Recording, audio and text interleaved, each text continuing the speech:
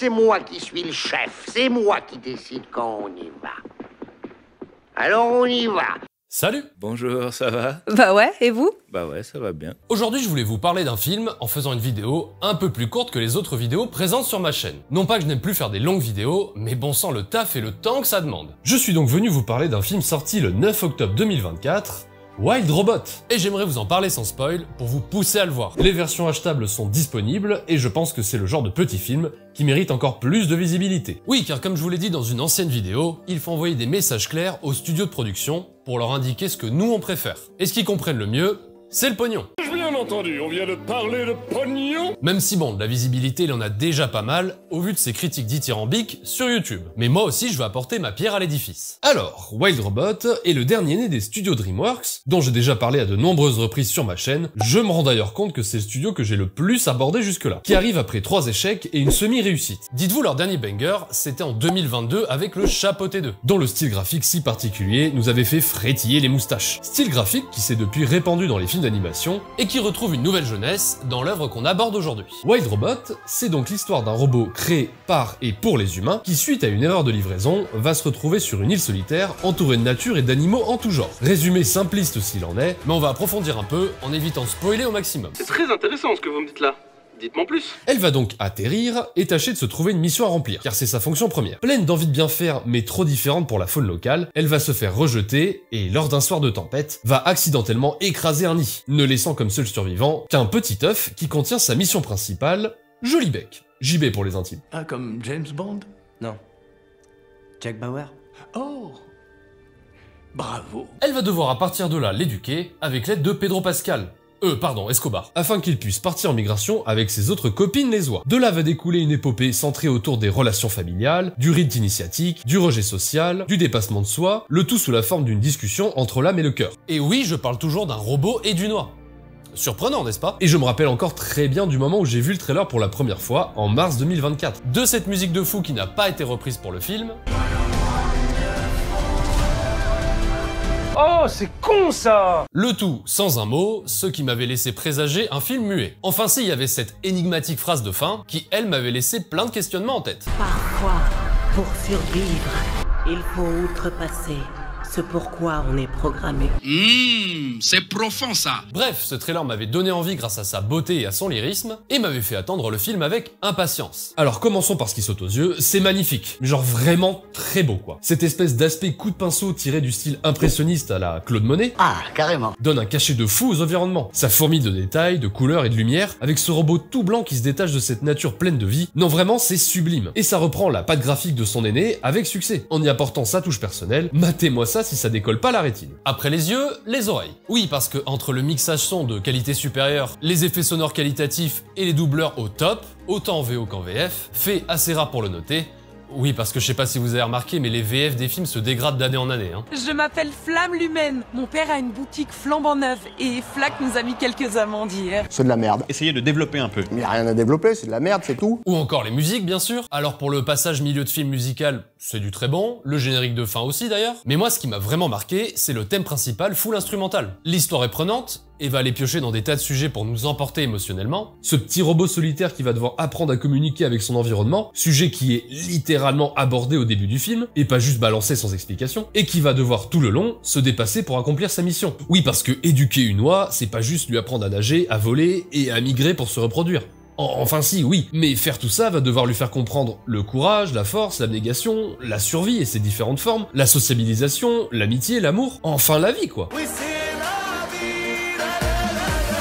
Et tout ça va devoir être compris et transmis par un robot, je le rappelle encore une fois. Et oui, si vous êtes fan de films sur les intelligences artificielles, c'est déjà un film intéressant. Mais c'est aussi pareil pour son compagnon à bec. Lui qui est l'avorton de sa portée, donc plus faible à tous les niveaux, va se dépasser pour survivre. Mais également apprendre la vie de la part d'un robot qui n'est pas adapté à son environnement. Ce qui laissera des traces dans son comportement. Apprendre à se connaître, à se faire accepter des autres malgré sa différence, à trouver le courage de se lancer dans une migration qui en laisse beaucoup sur le carreau chaque année. Ça fait beaucoup là, non? Ouais, non, c'est pas de la gnognotte en termes d'enjeu. jeu. Et ça fait planer une épée de Damoclès au-dessus de sa tête plutôt intéressante. Parce que ne pas participer à la migration est vu comme une forme de mort. Et c'est de leur différence à eux deux que jaillira leur force, par des idées et des façons de faire que les autres n'avaient pas avant eux. Ça brasse donc des tas de thématiques avec brio, avec un rythme soutenu qui ne vous lâche pas du début à la fin, tout s'enchaîne parfaitement, entrecoupé d'humour et d'action, en suivant un fil conducteur simple et efficace. Et il y aura même certains passages qui vous feront couler quelques larmes, je peux vous l'assurer. Et puis ça hésite pas à parler de la mort, et de la neutralité de la nature, qui n'est ni gentille ni méchante.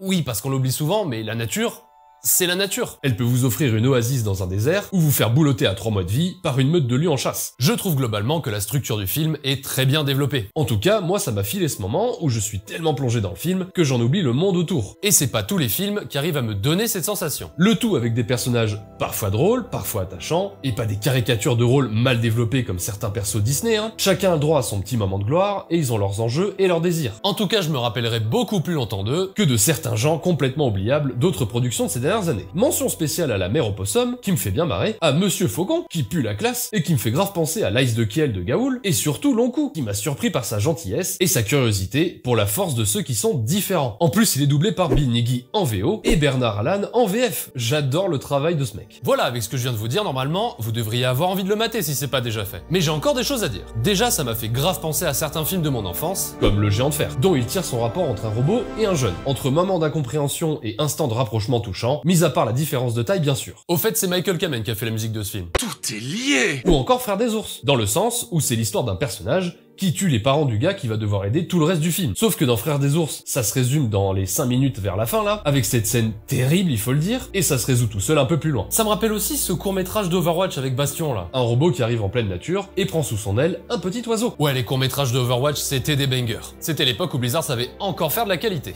Et si on doit le mettre en comparaison avec d'autres films d'animation sortis la même année, on avait Flo, que tout le monde a mis en face de Wild Robot. Ne vous méprenez pas, j'ai beaucoup aimé Flo, mais il n'est tenu que par son message et ne me transporte pas par la maestria de son montage ou de son rythme effréné. Moi moche et méchant 4, c'était sympatoche, voilà. Et pourtant, je suis pas un hater des moi moche et méchant, hein. Mais ça ne se compare pas vraiment, je trouve. Transformers 1, ouais, c'était vraiment très cool comme film, mais bon, entre un énième reboot d'une méga franchise ou cette découverte toute colorée, mon cœur a choisi. Et Vice Versa 2. Et là, ça devient intéressant parce que j'ai vraiment adoré cette suite. Oui, j'aurais sûrement préféré qu'elle soit mieux fignolée, mais je lui donne aussi des qualités citées plus haut. Après, et là c'est purement personnel, j'ai été plus touché par Wild Robot. Et je pense aussi que Vice Versa devait rester un one-shot. Et je ne l'ai comparé qu'aux films d'animation les plus importants sortis en 2024. En ce qui me concerne, il fait partie des trucs qui m'ont le plus soufflé depuis plusieurs années. Avec les Spider-Man en animation et Arcane bien sûr. D'ailleurs, en parcourant YouTube, j'ai pu regarder plusieurs critiques de ce film. Et j'ai l'impression qu'il a bien séparé les gens entre ceux qui l'ont adoré et ceux qui ne comprennent pas un tel raz-de-marée. Après, en ce qui me concerne, je trouve que c'est le genre de film que tu peux mater en famille et où tout le monde trouvera quelque chose à manger. Mais je peux comprendre que si on le compare à d'autres vieux films, genre comme Le fait ce gars avec Le tombeau des Lucioles, ça tient difficilement la comparaison. Après, Le tombeau des Lucioles, c'est sorti en 88.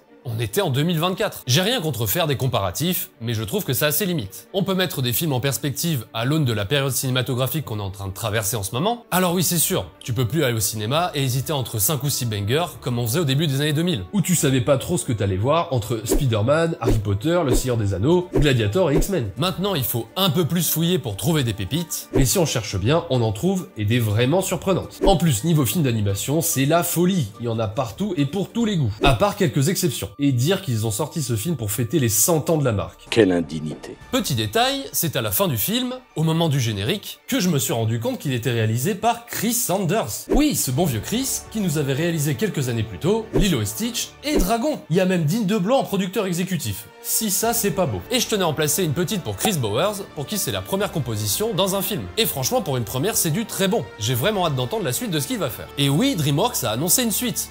Et là, je suis un peu entre ouais, pas sûr qu'il y ait vraiment besoin de faire une suite, et si c'est bien fait, pourquoi pas? C'est quand même le studio qui nous a fait Dragon 2 et Kung Fu Panda 2, donc ça devrait aller. Normalement. Enfin voilà, je voulais vous apporter mon point de vue concernant un film qui m'a beaucoup marqué en 2024, et en attendant la suite, n'hésite pas à t'abonner, lâcher un petit pouce bleu, écris un commentaire, je vous lis tous, et surtout, fais sonner ma grosse cloche. Salut!